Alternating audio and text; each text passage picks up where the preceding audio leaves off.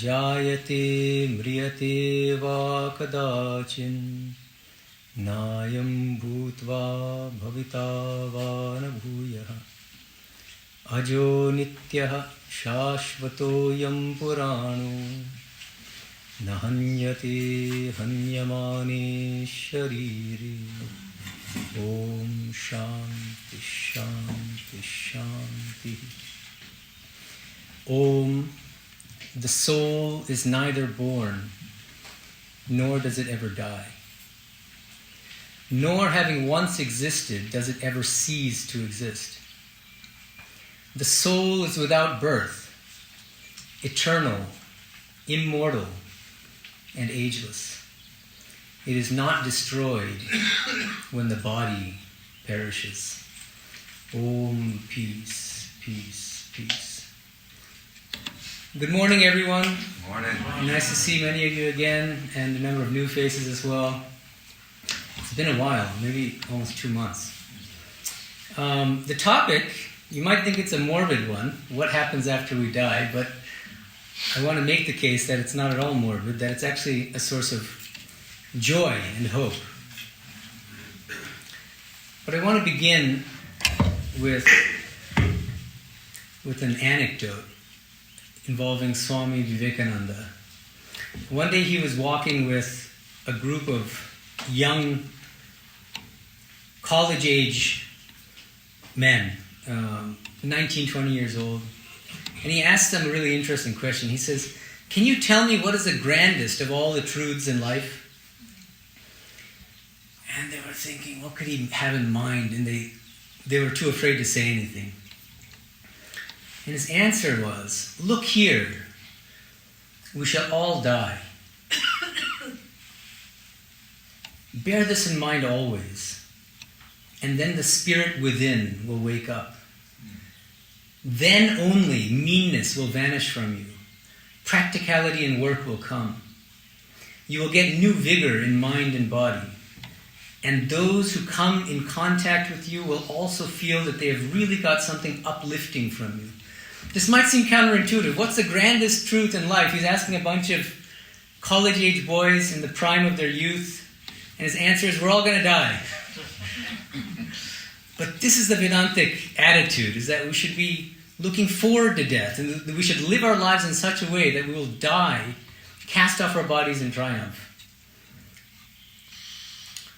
The fact of death, in fact, is the beginning of spiritual life, because it completely revolutionizes our perspective on everything we're doing, everything we do, everything we think, everything we say. It changes the way we interact with other people. It puts everything in proper perspective. I'll mention another. This comes from one of our great scriptures, one of the epics, Mahabharata. This comes in the Vanaparva. It's famous, so many of you are probably familiar with it, but Yudhishthira is asked this question: what's the most astonishing thing in this world? And Yudhishthira responds, hundreds and thousands of living entities are dying every moment. And we see this around us going on. But almost none of us think that we ourselves are going to die. That's the most astonishing thing in the world. What could be more astonishing than that? We see death all around us, and yet we all think that we're immortal. That the body is immortal, really. That we're all going to live forever in this body. So, the first thing from a Vedantic standpoint to understand is that spiritual life begins with the recognition of death, with the fact that we're going to die, the recognition of the fact that each one of us is going to die, but also with a kind of deep inquiry into the fact of death. What does it mean that we're going to die? But it's not just spiritual life that begins with the fact of death, but philosophy begins with death. Different philosophers have given different definitions of philosophy and have explained the kind of origins of philosophy in different ways, that impulse to philosophize. Aristotle famously said that philosophy begins with wonder. But I think Michel de Montaigne had a more profound, a kind of deeper understanding of the real source of philosophy. He was a great French essayist from long back, 17th century. And he wrote a beautiful essay with the title, "To philosophize is to learn how to die." To philosophize is to learn how to die. It's a beautiful statement. Philosophy begins with inquiry into death, asking ourselves what it means that we're going to die, and then reflecting on how we should live our lives in the face of the fact of death. So now, with that as a kind of prelude, let's come back to the main topic. What happens after we die? From a Vedantic standpoint, the first thing to note is that the question itself is ill-framed. What happens after we die? Because we don't die. It's not us that dies, it's our physical bodies that die. So it's important to distinguish our physical bodies from our deeper consciousness. That's why I thought that an appropriate way to start this talk was with this beautiful verse from the Bhagavad Gita, chapter 2, verse 20, I believe. That the soul never dies, because it's never born, it's eternal, it's deathless. The body dies, but the important thing is that the soul persists. I grew up in the US, as many of you know, but after I got my PhD, I moved to India to start my monastic life, and so I was living in Bilumad. I lived there for 11 years. And there were a lot of things that were new to me, and one of the most extraordinary things was the first time that I experienced a cremation in our monastery. It's very beautiful. It's on the banks of the Ganges River. When a monk dies, there's a whole series of rituals that we do, and the corpse is placed on a bunch of logs that are stacked up on the banks of the Ganges. And then the cremation is started, and you might think that, there are a lot of people mourning this monk's death. There are some family members that, because they're allowed to come, obviously, on the day that a monk dies, and they might be crying, the householder devotees. But the monks are surprisingly joyous. That's what struck me when I attended my first cremation in Bilumad. They're all full of joy. They're not happy that the monk is dead. That's not the idea. But they're happy because the monk has lived his life in such a way that he has left his body in triumph. And so for the entire night, for the whole time that the body is burning in the pyre during the cremation, monks sing these joyous bhajans, these devotional songs.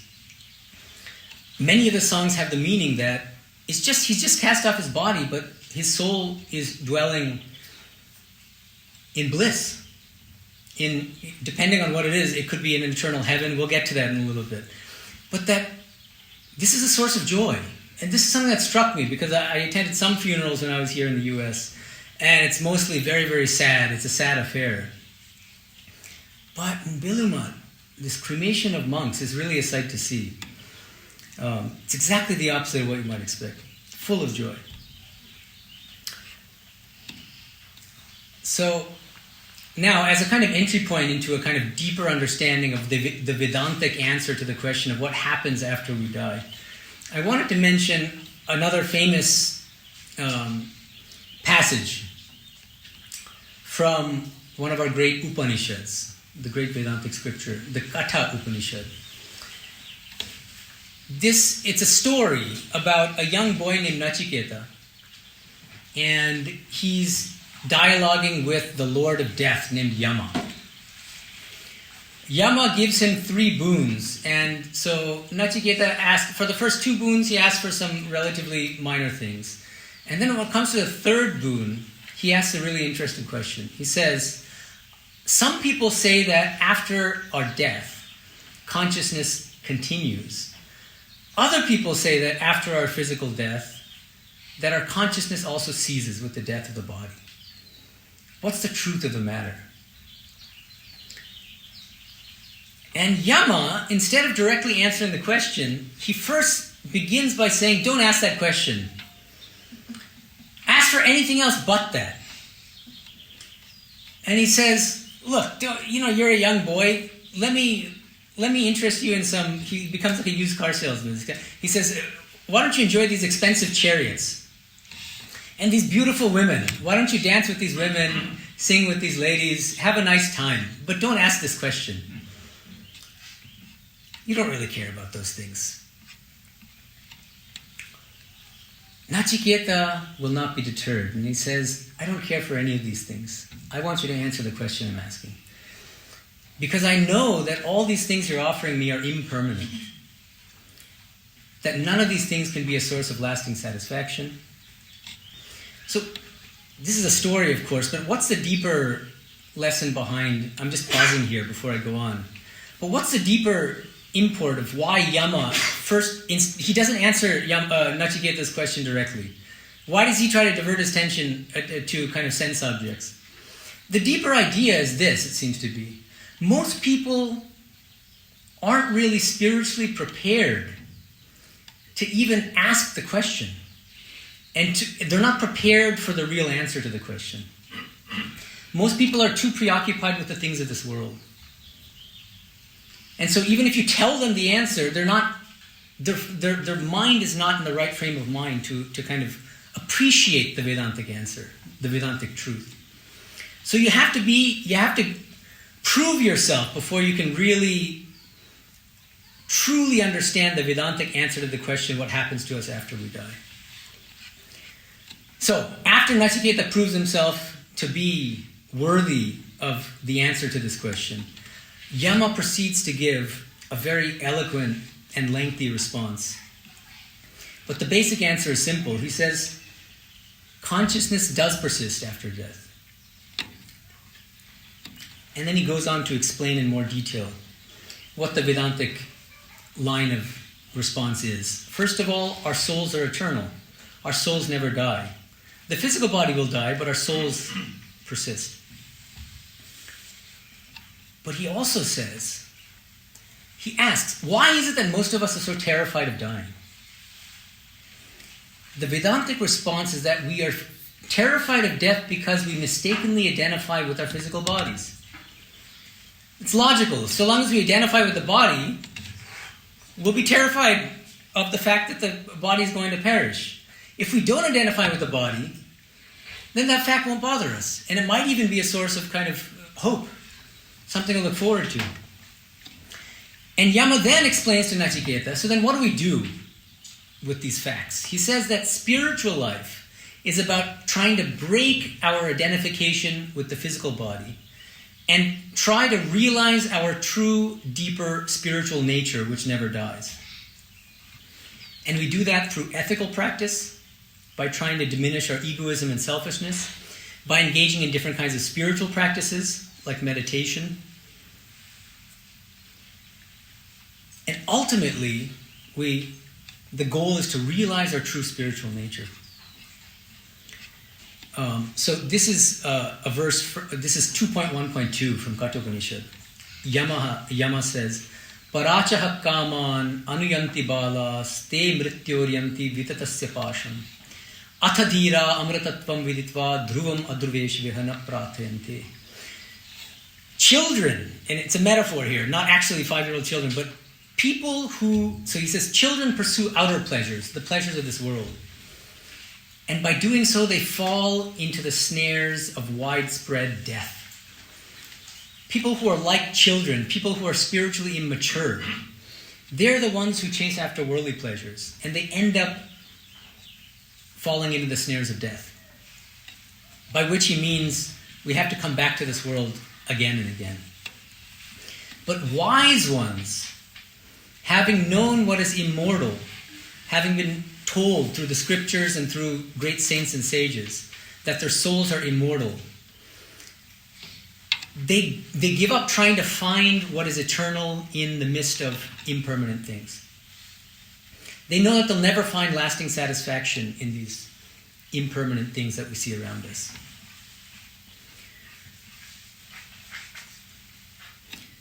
Now, coming to kind of, we're in 2023, and I'm giving you all these quotations from these ancient texts, and you might think, well, it's all wonderful, but how do we know it's true? And how do we respond to skeptics?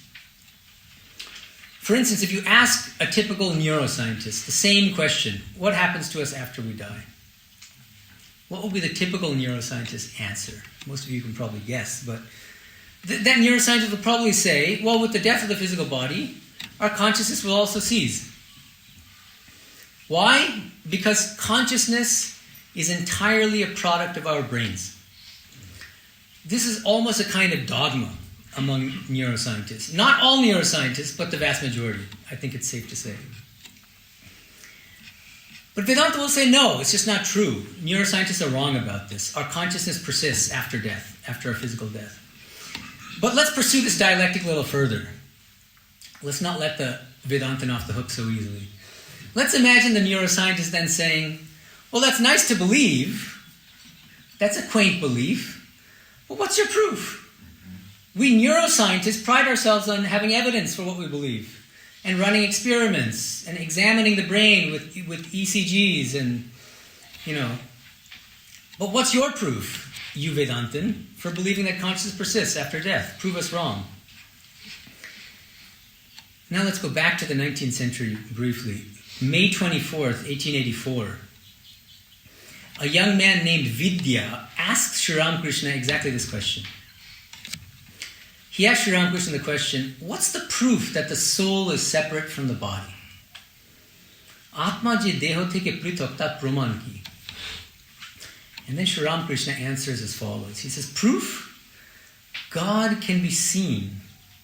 By practicing spiritual discipline, one sees God through his grace. The rishis, meaning the ancient sages, directly realized the self. One cannot know the truth about God through science. Science gives us information only about things perceived by the senses. As for instance, this material mixed with that material gives such and such a result, and that material mixed with this material gives such and such a result. So I'll read the Bengali quickly here for those who know the language. Vidya, agga, atma je deho theke prithak tar praman ki? Sri Ramakrishna, praman. Ishwarke dekha jay. তপস্যা করলে তাঁর কৃপায় ঈশ্বর দর্শন হয় ঋষিরা আত্মার সাক্ষাৎকার করেছিলেন সায়েন্সে ঈশ্বর তত্ত্ব জানা যায় না তাতে কেবল এটার সঙ্গে ওটা মিশালে এই হয় আর ওটার সঙ্গে এটা মিশালে এই হয় এই সব ইন্দ্রিয়গ্রাহ্য জিনিসের খবর পাওয়া যায় Part of the reason I read the Bengali is because many of you of course are aware of the life and teachings of Sri Ramakrishna. Some of you may not be aware. You all know that his mother tongue was Bengali, but some of you may not be aware that he spoke a number of words in English. Few words. One of them, strikingly, is science, pronounced like a typical Bengali, science. Another word that he used to speak in English was philosophy, philosophy in Bangla. So he used the English word science because all of these great scientists would come to him and great philosophers and highly educated people would come to him.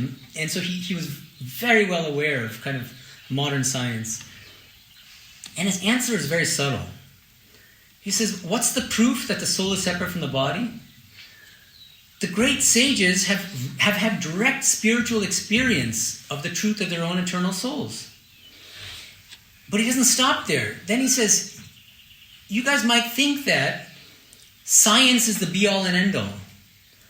That we can turn to science to answer all of life's questions. But that's not true. Science is fundamentally limited. Science is limited to the domain of the five senses. And now we can say the five senses suitably extended, which means what? Extended through telescopes, extended through microscopes, right? But it's the same basic idea. If you look at all the natural sciences, whether it's physics or chemistry, biology, you're going to find that at the end of the day, all of these sciences investigate what we can perceive through the five senses suitably extended through different kinds of instruments. And Sri Ramakrishna, basically, he's asking a very deep question here. Why should you assume that all that exists must be investigatable through the instruments of natural science? What's your justification for thinking that, for believing that? This is a very important question, especially nowadays. Nowadays, many scientists believe what's called scientism, just a brief show of hands. How many of you have heard of the term scientism? Okay, a few of you. So let me explain. So there's science, which all of you know. Scientism is less familiar. Scientism it's been defined in different ways, but I'm going to give you a very rough kind of overall answer. Scientism is the belief that all that exists has to be investigated through the natural sciences. So we know that this table exists because we can see it with our senses, and because we can run tests on it in the lab and determine that it's made of wood and so on and so forth. By that same reasoning, it's reasonable for us to believe that God doesn't exist, because we can't see God through our five senses. We can't investigate God using telescopes and microscopes. It's also reasonable for us to believe that the soul doesn't exist. Why? Again, because these are beyond the realm of the five senses and beyond the realm of scientific investigation.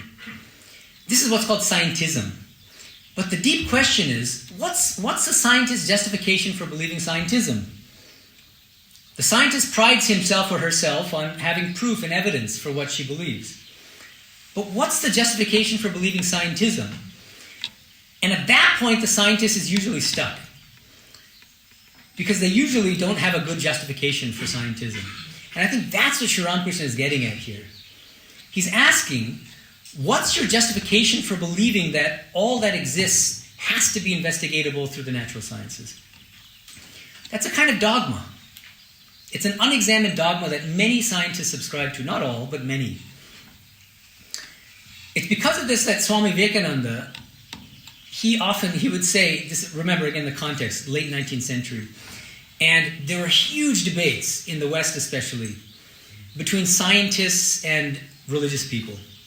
There were books published called The Conflict Between Religion and Science, and there were great scientists like Thomas Henry Huxley debating with great especially Christian thinkers like Wilberforce, and Swami Medhananda was up on all of these debates. He was aware of all this. And what he said was, what we hear these days is scientists saying that, we believe in evidence, and religious people are dogmatic. They believe in blind faith. But he says the danger here is that scientists have become what he calls popes in their own right. He says these popes of modern science want us to believe things more spectacular, more wonderful than anything that the religious people have ever asked us to believe.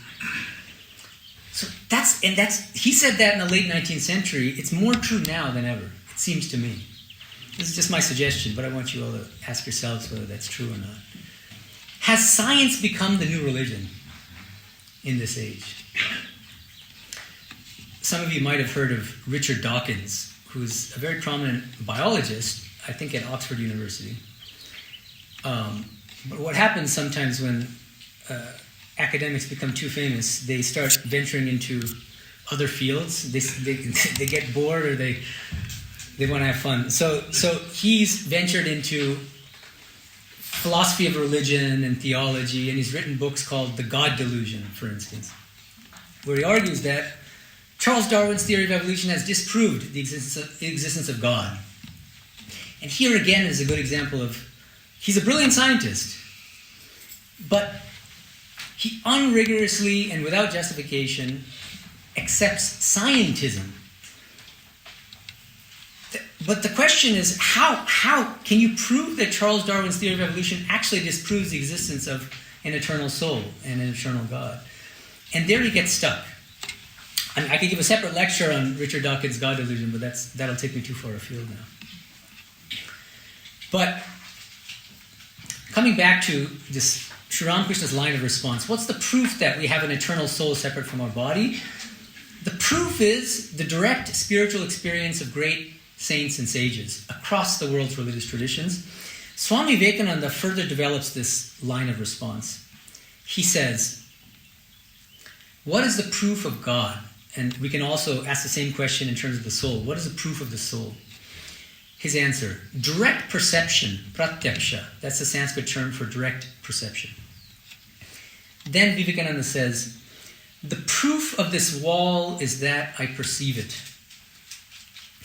God has been perceived that way by thousands before, and will be perceived by all who want to perceive him.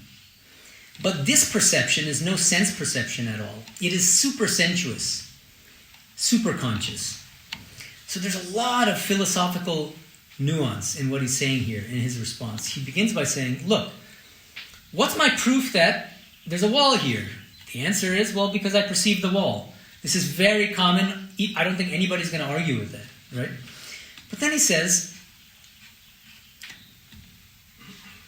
what's the principle? What's the underlying principle that we accept when we do this in our everyday lives? We wake up from bed because we hear an alarm clock. Why do we wake up? Because we know that there's an alarm clock. We hear the alarm clock, right? So this is something that this is behavior that we engage in on a day-to-day basis all the time. The underlying principle is the following. He formulates it as follows. Whatever we see and feel is proof if there has been nothing to delude the senses. Whatever we see and feel is proof if there has been nothing to delude the senses. And he says this principle is indispensable in our everyday lives. Let's call this, this is my own term, the principle of perceptual proof. If I perceive something, it's reasonable for me to believe that what I perceive actually exists. But now, if we accept this principle, let's abbreviate it PP, perceptual proof, PP. If we accept PP, then we're equally reasonable in accepting the reality of God and the reality of an eternal soul on the basis of our experiences of the soul and of God. But then the next question will be, well, what if we're not lucky enough to have had the experience of God or the soul? Right? And then the next step in Vivekananda's argument. Well, great saints and sages have themselves said, I have realized the soul. Like Sri Ramakrishna, like the great sages, like Jesus. All these people say, I've realized that there's an eternal soul, that there's an eternal God. But then the question is, why should we believe the testimony of these great mystics, of these sages? Maybe they're lying. Maybe they were deluded. Maybe they were hallucinating. So then Vivekananda says, another principle is equally important in our everyday lives. What's that principle? Let's call it the principle of testimonial proof. TP. Okay, I like abbreviations. So there's PP, now there's TP. What's the principle? The testimony of a credible person, in Sanskrit the term is apta, A-P-T-A, apta, about his or her perception, constitutes proof for others that what that person perceives actually exists. Okay, TP. I'll repeat it again. The testimony of a credible person about what that person perceives is good evidence for us who have not had that perception that what that person perceives actually exists. And again, you'll find that this is absolutely indispensable in our everyday lives. All of us depend on testimony. Do we run scientific experiments ourselves? Most of the time we don't, unless we're scientists ourselves, but most of us aren't. But we believe scientific studies many times. We believe the testimony of scientists when we read history books. We believe the testimony of historians. When we read newspapers, we believe the testimony of the authors of these newspaper articles. We don't begin with an attitude of skepticism usually. We begin with trust. And Vivekananda says, if we extend trust to testifiers in our everyday lives, why would we withhold our trust in the case of mystical testifiers from great mystics and saints who testify to the reality of supersensuous entities like God and the soul on the basis of their own perceptions? They're supersensuous perceptions. So the basic argument in sum is, if we accept two uncontroversial principles, namely the principle of perceptual proof and the principle of testimonial proof, then the testimony of a credible yogi, a credible mystic or a saint or a sage who claims to have perceived a supersensuous reality like God or the soul also constitutes good evidence for us, non-mystics, that a soul exists and that God exists. Okay? But at this point, there's another thing that's important to keep in mind. It's not just great saints and sages and mystics who have had these experiences. And there's a growing body of literature on very ordinary people talking about really extraordinary experiences. So I want to give you a couple examples. The first is near-death experiences. Many of you are probably aware of near-death experiences. Some of you might even have had a near-death experience yourself. Swami Medhananda from Hollywood, he gave a lecture, I think a few years ago here in Trabuco on Vedanta and near-death experiences, but I'm just going to mention something briefly about NDEs in short. The pioneer in the study of near-death experiences in the West was Raymond Moody.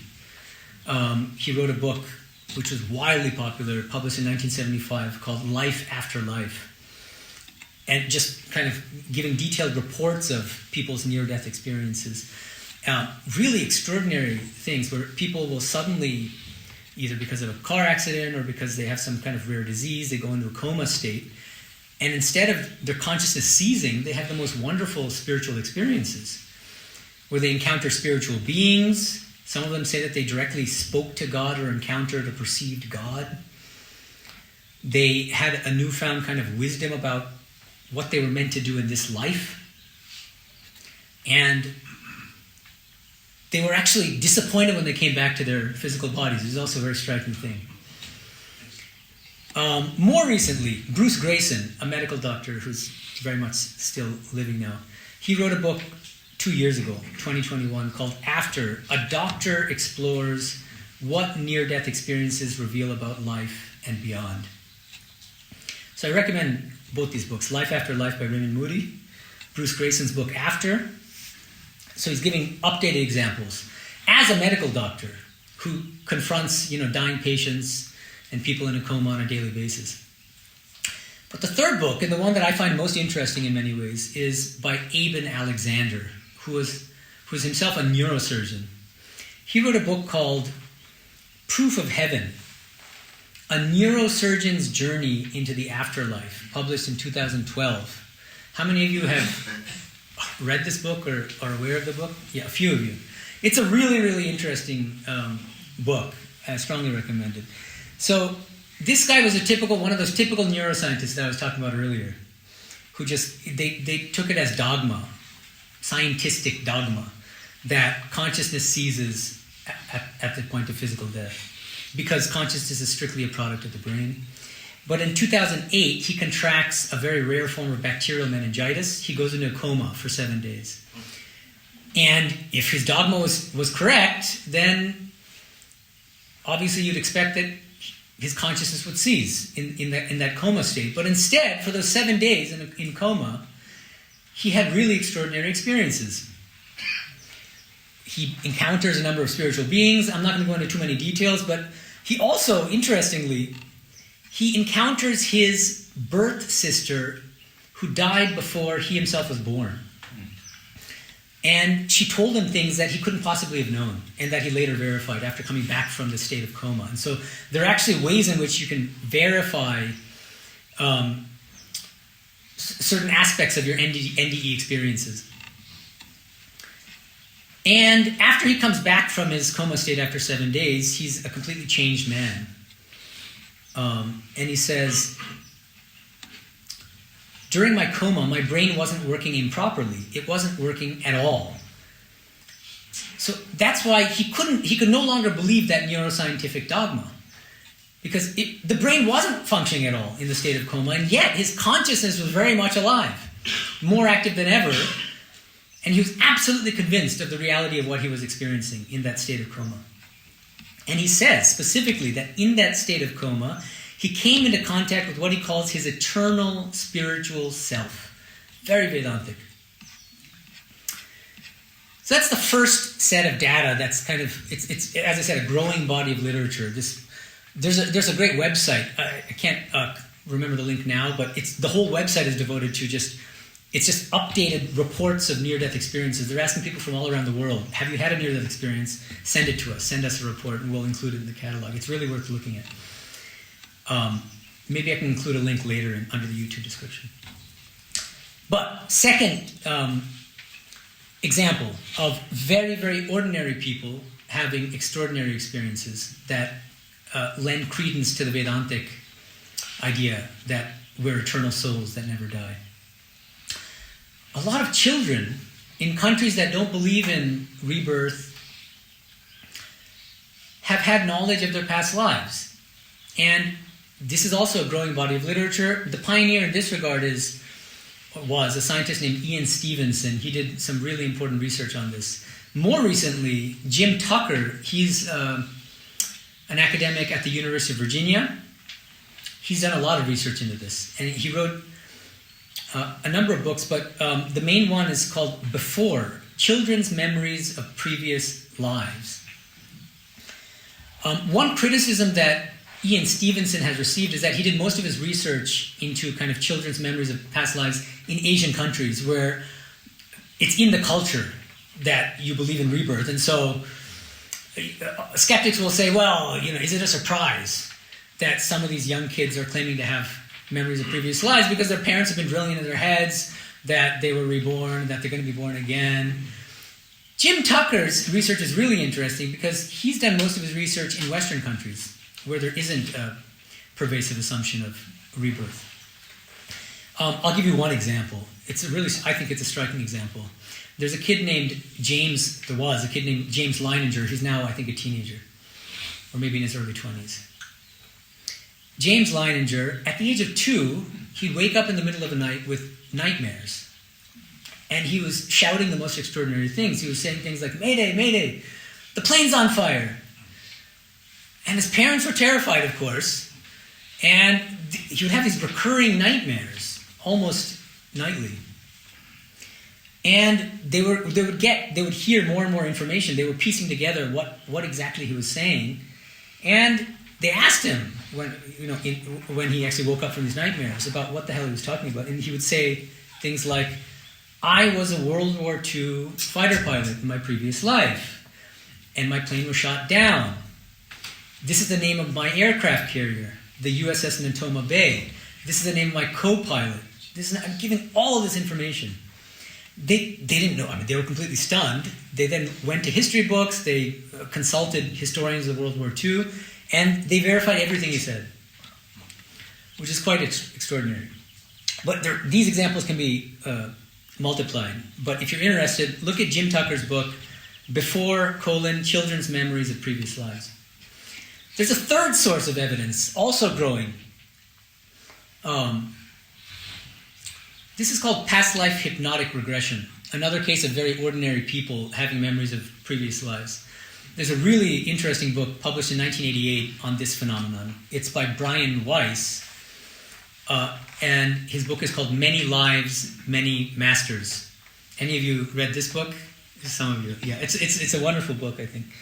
He was like, what's our guy's name here, the earlier one? Eben Alexander. He's like Eben Alexander, a hard-nosed scientific skeptic. He's a scientist himself, a psychotherapist, trained in kind of modern Western models, atheistic. He didn't believe in rebirth. But he meets an extraordinary patient. And at that time, as I said, he didn't believe in rebirth. And so he was treating her using kind of, Freudian techniques and other things. And she's lying on the couch. She's a young woman. And suddenly, she starts talking about one of her past lives. And it took him a long time to even realize that she was talking about one of her past lives. But he finally figured it out. And he's completely stunned. And he thought that she might be just hallucinating or being crazy. But he started obviously he just let her continue. And what's more interesting is that, so the book is called Many Lives, Many Masters. What's the Many Masters part? When she would talk about her past lives, she would speak in her own voice as a young woman. Suddenly, though, her voice would grow hoarse. And she would speak in this completely different, kind of almost uncanny voice, very deep and hoarse, as if she were speaking as somebody else. And then, after a while, he realized that she was speaking as what he called one of many spiritual masters. So what was happening is that she would kind of stumble into this kind of spiritual realm in which these spiritual masters, these disembodied spiritual masters exist. They exist now. You can call them guardian angels. They're people who are kind of silently, invisibly guiding us. And when she was speaking in that deep tone once, as a spiritual master, she spoke directly to him. And it wasn't her as the young woman, but her as his own spiritual master, telling him really remarkable things, like, you were a Greek sage long back in ancient Greece, and all these things, and telling him things about his own current life that she couldn't possibly have known. He didn't divulge this information to her. But he told him, just like Eben Alexander was told things that he couldn't have known about his birth sister and stuff like that died. Same thing. And so the skeptical scientist was finally convinced and converted to believing in rebirth, and that all of us have had previous lives and will have future lives until we attain liberation. So anyway, if you want details, please look at his book, Many Lives, Many Masters. But there are these three, at least as far as I'm aware, three sources of testimonial evidence of very ordinary people, other than mystics and sages, who go through a lot of trouble, let's say, to have these experiences, all sorts of spiritual practice. But these are people who they stumble upon these really extraordinary spiritual experiences in the form of near-death experiences, in the form of memories of past lives. So now, coming back to the original question, what happens to us after we die? Vedanta says consciousness persists after death. That's the general answer. And the important thing to keep in mind here is that this is not just a kind of dogma, as some scientists want us to believe or to convince us of.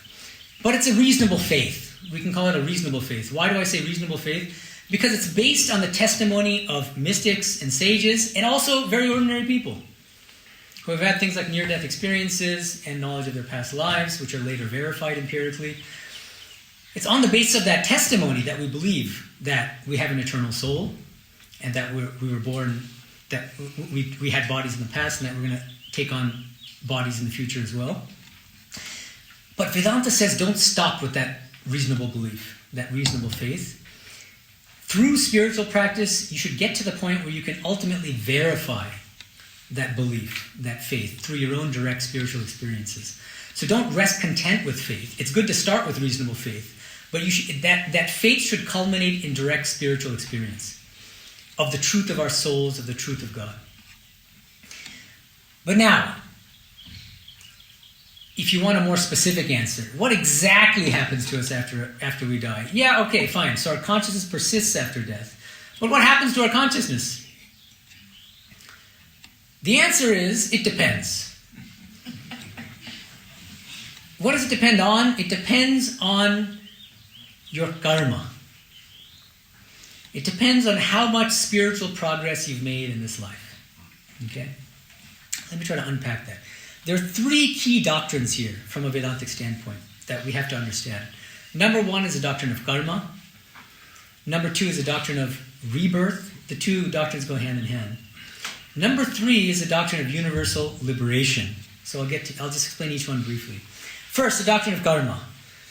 Most of you are probably aware of this. It's entered kind of English now. But the basic idea is we reap what we sow. Whatever we do has consequences for us. If we engage in good actions, those actions will have ultimately good consequences. If we engage in bad things, it'll have bad consequences. But an objector might say, well, we don't always see that. We sometimes see that the evil people prosper. We sometimes see that very good people suffer. Doesn't that disprove the law of karma? That's why the doctrine of rebirth goes hand in hand with the doctrine of karma. It's not that in this life the wicked necessarily will suffer evil consequences for their deeds, or that the good will necessarily experience the good consequences of their deeds. It's often the case that an evil person who does wicked things in this life won't experience the evil effects of what that person has done until that person is reborn. And same thing goes for people who have done very good things in this life. So you have to take a broader view, says the Vedantin. You can't restrict the doctrine of karma to this life. It's a journey of many lives. And if you take that longer view, you'll see that the doctrine of karma is actually true. Regarding rebirth, Bhagavad Gita, chapter 2, verse 22, there's a very poetic verse which says basically that Vasamsi jinani yatha vihaya, that's the beginning of it. The idea is, just as at the end of a long day, we cast off our clothes and we put on a new set of clothes, Just so, at the end of a long life, sometimes short life, but often after a long life, we cast off a worn-out body, and then we ultimately put on a new body. What is there to mourn about in that process, right? And in chapter 6 of the Bhagavad Gita, there's a beautiful statement, Aneka janma samsiddhas tato yati parangatim. Having attained spiritual perfection in the course of many births, Aneka janma samsiddha, tato yati parangatim, one finally attains the spiritual goal of life. So this is a journey of many, many lifetimes. This is not, we should always have a broader view. When it comes to Vedanta, you should not be narrowly thinking about just this life. Each one of us is on a spiritual journey. Think about this as a kind of long spiritual marathon. And we're all at different points in the marathon. Some people are at kind of mile 1, if it's a 26.2 mile marathon. Some people are at mile 3. Some are at 15. Others are at 25. Some are at the finish line. But each one of us, the great hope, the great source of consolation is that each one of us will eventually reach the finish line. It's just that most of us will not reach the finish line in this life, but that's not something to be too upset about. Right? So that's the third doctrine called universal liberation. Every single one of us is ultimately guaranteed that we're going to reach the spiritual finishing line, that we're going to attain liberation. Nobody will be left out. This is a controversial doctrine in the religious sphere because Orthodox Abrahamic religions typically don't accept universal salvation. Some unorthodox Christians and others do, but they're in the minority. But there's a big problem which philosophers have raised. Philosophers and theologians have raised this problem in the context of Orthodox Abrahamic religions. The problem is, if you believe in an eternal hell, how can God be perfectly good? If God is omnipotent, then God is surely capable of guaranteeing salvation for everybody. And if God is perfectly loving, perfectly good, then God would want to make sure that not a single soul ends up in eternal hell. So if you believe that there's an eternal hell in which even one soul is condemned to, then God can't be perfectly good. And so this is a serious issue now. I mean, I was in Tokyo a week ago, where this is a big issue. And there are scholars speaking on Christianity, speaking on Islam, and they're all facing this very difficult question of, you can't really reconcile God's perfect goodness with the existence of an eternal hell. God's omnipotence and God's goodness, you cannot reconcile these two qualities of God with the fact of an eternal hell. And so what's happening these days now is that more and more theologians and philosophers, even in these Abrahamic religions, are moving away from belief in eternal hell. And they're going to say things like, we believe in a hell, but it's a kind of temporary hell. But ultimately, God assures salvation for everybody. But what is that about Vedanta, actually? So actually, even some thinkers in Abrahamic religions are moving toward the Vedantic view here. And when I say Vedantic, I have to be a little careful. Not all Vedantic schools accept universal liberation. One of the schools that doesn't is Madhva's school of Dvaita Vedanta, the dualistic school of Vedanta. He distinguishes 3 categories of soul. And so he says that there's the highest category is Mukti Yogyas. These are souls who are destined for liberation. But unfortunately, there are 2 other categories of soul. He says there's one which is Nitya Samsari, which means those who are doomed to transmigrate endlessly. They're stuck in the cycle of rebirth, and they can never get out. But there's an even sadder fate for the 3rd category of soul, which Madhva calls Tamo Yogya. It's poetic but very disturbing, which is those who are destined for darkness. And it's the darkness of eternal hell. So this is if some of you are familiar with like Calvinism, this is pretty scary stuff. But Calvin said that some people are predestined for hell, others are predestined for heaven. So there's an equivalent even in the Hindu fold in Dvaita Vedanta. So not all Vedantins believe in universal liberation, but I'm talking from the standpoint of our spiritual tradition, Ramakrishna Vivekananda Vedanta. We fully accept eternal, universal liberation. Sri Ramakrishna used to say, everybody will be fed, but some people will be fed at 6 in the morning, others at 12 noon, others at 6 p.m., other people at midnight. But everybody will eventually be fed. What is that? So it's obviously metaphor. Some people will get liberation in this life, others after 5 lifetimes, others after 1,000,000 lifetimes. But everybody will eventually attain the highest spiritual goal of liberation. So, there are different possible trajectories after death depending on our karma and how much spiritual progress we made in this life. First trajectory. If we've accrued a lot of good karma by engaging in ethical actions, by trying to be unselfish, by helping others, and again, the motive here matters. If we engage in a lot of charity, and then we tell the people, the organization that we've given a lot of money to, but make sure there's a really nice plaque in my name. We're really shooting ourselves in the foot from a spiritual standpoint. So the motive should be selfless. The highest kind of charity is you don't even know that the person has donated. People who do things really selfless. Otherwise, there's always a danger of name and fame. That it's actually the desire for name and fame, that it's another form of ego that we're actually giving to others. Like very prominent examples of like Jeff Bezos kind of charity and these kinds of things. That's more like kind of for show usually. I don't want to pick on him, but I'm just giving examples of people who are billionaires who give. But what's the spirit of the giving behind it? That also matters in terms of the doctrine of karma. It's not just what you do, but the attitude with which you do it that matters from a spiritual standpoint.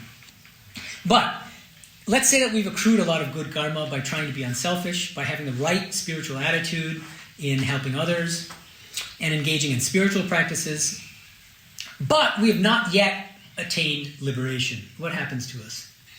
After death, again, there are no hard and fast rules about this, but one typical trajectory is that we might reside in a temporary heaven. It's called Swarga in the Bhagavad Gita, where everything is sort of hunky-dory, very, very pleasurable.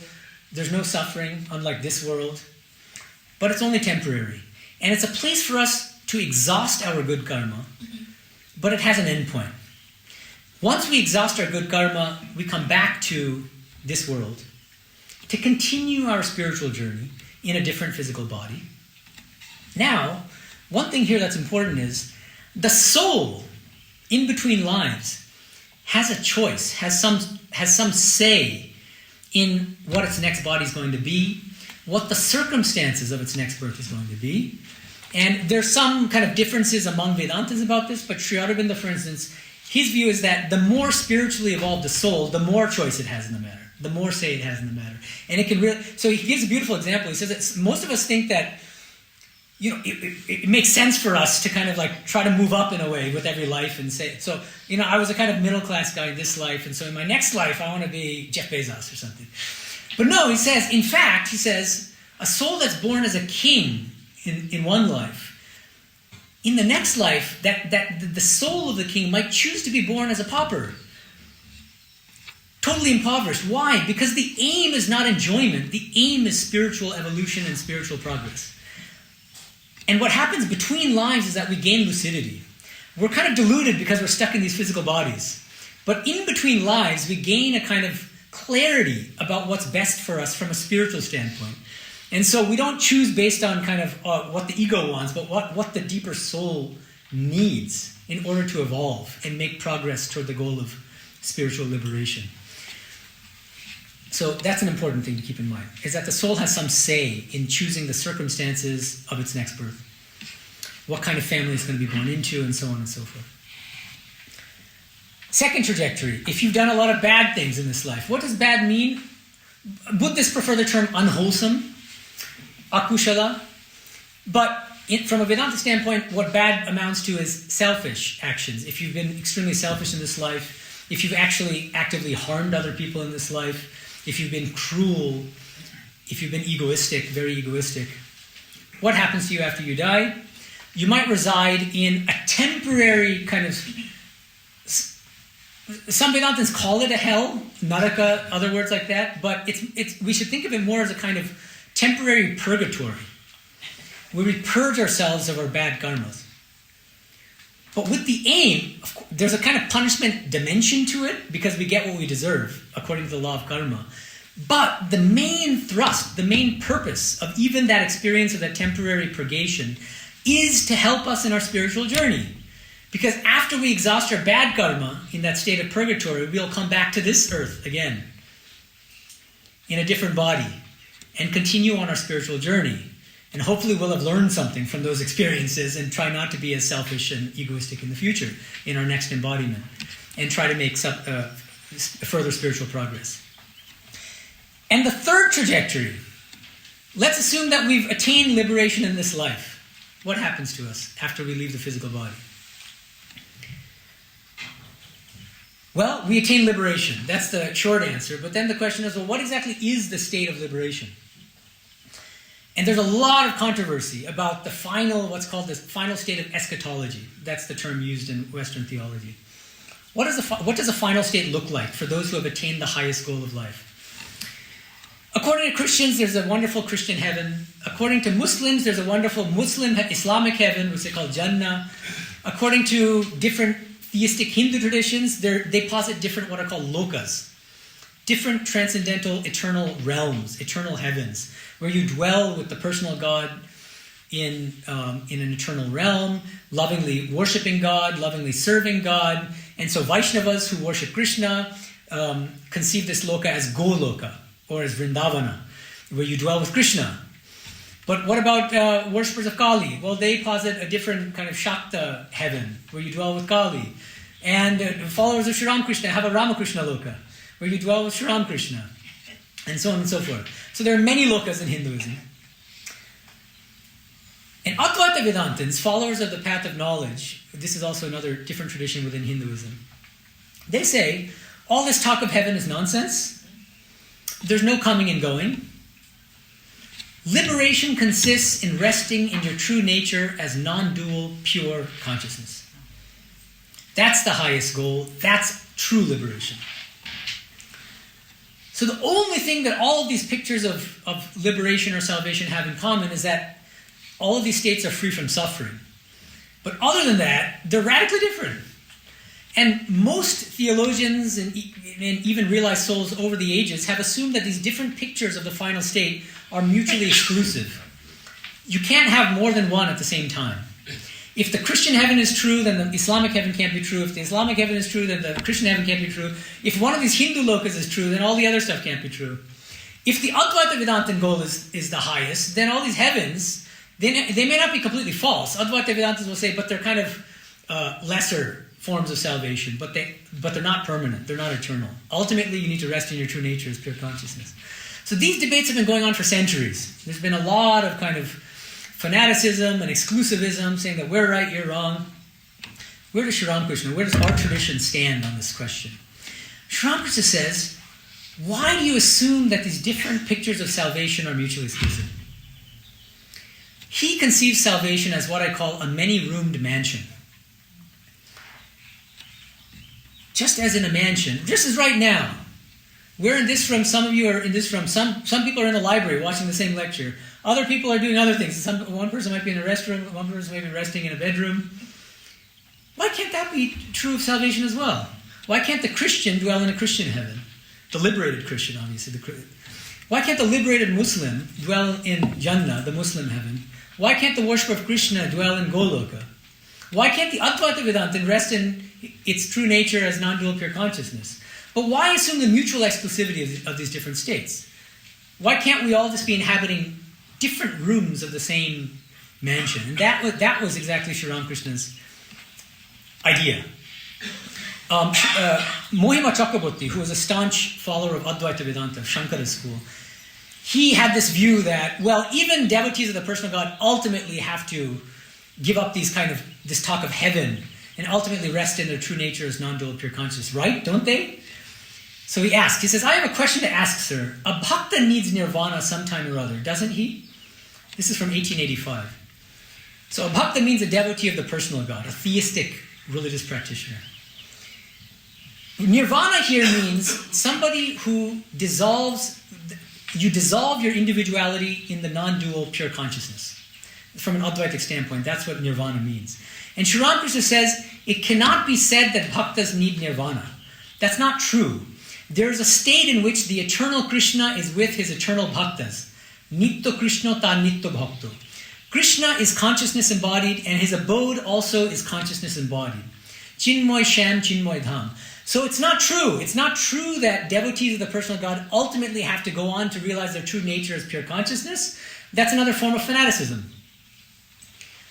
Why don't you just let other people be? You can have your pure consciousness if you want it. He says that bhaktas like to eat sugar, and Advaitins like to become sugar. But bhaktas don't want to become sugar. They want to eat sugar. What does he mean? He means that devotees of the personal God want to maintain some separation between themselves and God in order to relish, in order to enjoy the love of the personal God. Otherwise, you can't have a loving relationship. To love, you have to have a beloved, and you have to have a lover. There has to be a distinction between lover and beloved. So that's why they want to dwell in an eternal heaven. And Shram says, great, they'll be able to eat sugar to their heart's content for an eternity. And for those who think that they're going to get cavities from eating sugar for too long, for them, there's becoming sugar. They can dwell in their true nature as non-dual pure consciousness. But never say, he's telling the theists, never say that the Advaitins are achieving a lower ideal. Ultimately, they should also achieve this eternal heaven. Or, and he tells Advaitins, never say the opposite, which is that bhaktas have a kind of, believe in a kind of lesser ideal. These heavens are kind of temporary, but ultimately they have to come to where we are, which is dwelling in our true nature as pure consciousness. No, both are equally true.